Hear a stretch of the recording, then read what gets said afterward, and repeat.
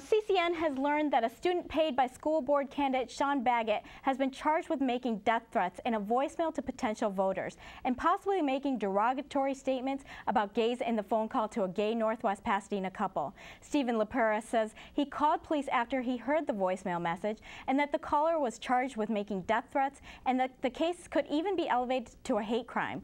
For more on this breaking story, we have Sean Baggett in studio to discuss the phone call. But first, let's listen to the voicemail message. This message is for Hi, I am calling on behalf of Sean Baggett. Sean Baggett is running for seat on a president's election. I know everyone in your house will blow you up.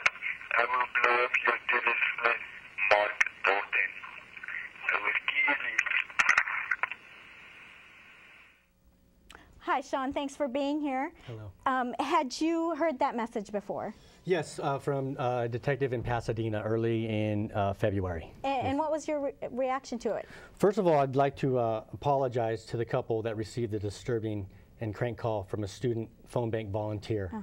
From the beginning of my campaign, it's been my intention to get students... Now, you're just answering our question, right? Sure, yes. We don't need the statement, Absolutely. right? We can put that up on our website Absolutely. for you.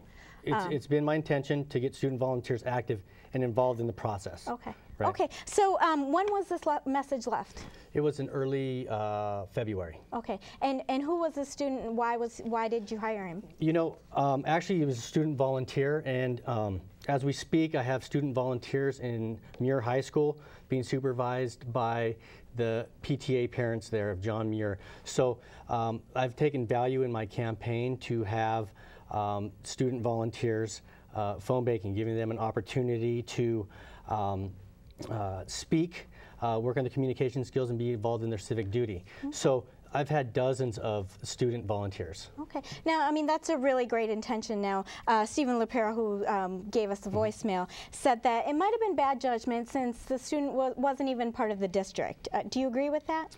Well, you know, from the bottom of my heart, I think student volunteers, right, and I think the message needs to come across that there's zero tolerance for some types of message, and that's the type of commitment I'll bring to the district, is that whether it be in our schools and our community, those are not to be tolerated. Students, I believe I think students of all ages, I believe, that are seeking to stay off the streets. That was my intention. So I believe that the student made a grave mistake. Okay, and has this affected your campaign at all?